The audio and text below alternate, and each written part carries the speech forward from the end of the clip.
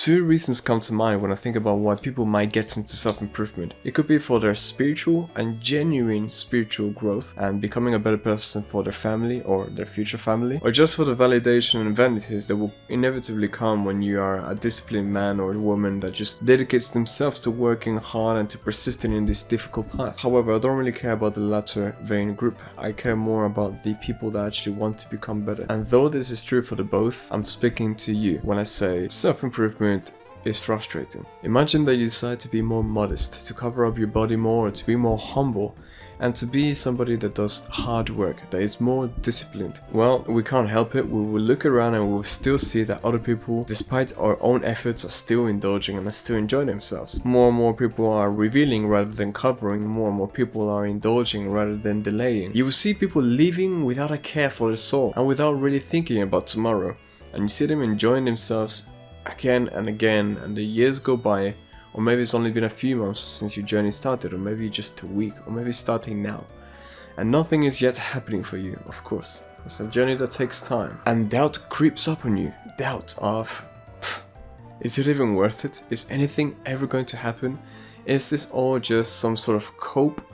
Is there even really an end of the road? Is there really a delivery on this promise of happiness and joy? Aren't these people happy, the ones that don't care about anything? Why should I then have to suffer so much? Couldn't I just be like them? Well, I don't know. Let me ask you, if you have these thoughts, why don't you give up? Because you don't want to. You know that there's something there. Even if there is doubt, it's, as we say, just doubt. There are thoughts in being intrusive in your temple, but they are not real. They are not you, nor what you believe in. You know that something's waiting there for you. And you know that you have something better. Now, how can you come to terms with all of this? How can you accept that, hey, I am sacrificing myself and I'm doing all of these things that I'm self-imposing, really. Nobody's forcing me to do this. And no one can force me to do this. My parents, my family, maybe they could force me, but I could always sneak and do things behind their back. Nobody's with me 24 hours of the day. Except for one thing, the all-seeing, the all-knowing, the all-encompassing God. Believing on a higher cause, on a higher motive, has made me more motivated to actually say, hey, I don't care about no reward, I don't care about anything. I only care about this test that God has imposed on me, and I care about doing well. And I care about being a man that doesn't let him down. My self-improvement is but a test, it's but a journey. I do not care if joy never comes, but to be honest, joy is here because I choose for it to be here. Life is opinion, and I choose that this life is a test, and I choose that I believe what I want to believe. And if other people are indulging and savoring all of these sweet things in life, then that's for them. But the person that does wrong to themselves. And if they are doing things like sleeping around or uncovering themselves or eating junk food or masturbation porn, then it is to themselves that they are doing harm. You don't want to be doing these things. Otherwise you wouldn't have started, or you wouldn't have been listening in the first place. And the fact that you have doubts doesn't show anything. It's not like, oh, maybe I'm doing the wrong thing. No. That's just the devil, the whisperer, chatting bullcrap in your ears like, oh, what if? Don't listen to it. You know what you want to do and you know what you should do. And the belief of, even if nothing ever comes, that's fine. Because I choose that I want to do this thing for something higher than this life.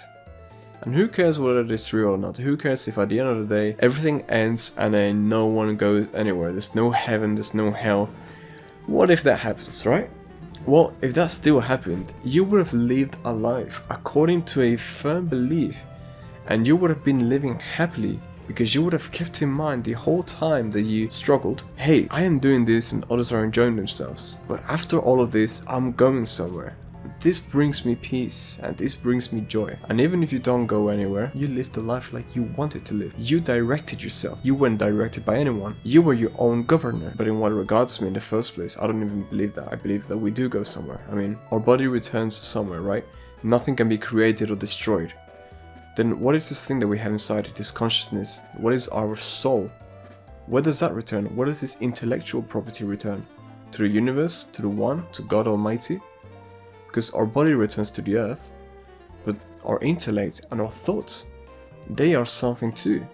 It doesn't go to the next person. No. So where will our mentality go? Where will our intellect go? Where will our soul go?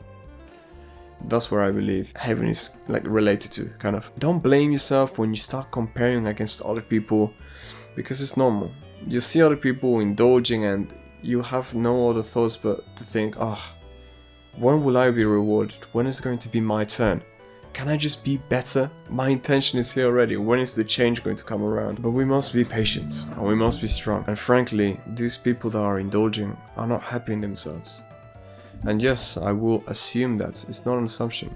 They're not. All of this worldly life that we can obtain through whatever merits or finance is nothing in comparison to what we all really desire, which is this internal peace, which you can achieve when you decide that you believe in something greater. And so self-improvement may frustrate you. It may make you think, yeah, well, this is bullcrap. I mean, it's taking me nowhere and I'm just wasting the best years of my life. I'm not getting to enjoy them as everybody else is. I'm creating no memories, I'm doing nothing. That's kind of on you. You have plenty of opportunity to create memories and to have fun. It might just be that you have not yet learned how to do it properly, the natural way. It might just be that you are still under the kind of mindset of the hive mentality of what we are made to believe or what is pushed to our mindset. But look beyond what is served on your plate and hunt for your own food. Look for your own fun. You have a life of wonders out there awaiting you. You have a beautiful path paved, but you have to take the steps to travel it. And self-improvement is a beautiful journey of spiritual growth, of good traits, good habits, and of making you a better person. Wouldn't you like that? I hope you can share this with somebody that it may concern or it may help, and I hope that it helped you. Strive to be 1% better every day. If you ever have any questions, feel free to ask me a message on Discord. Much love. Is this kawaii?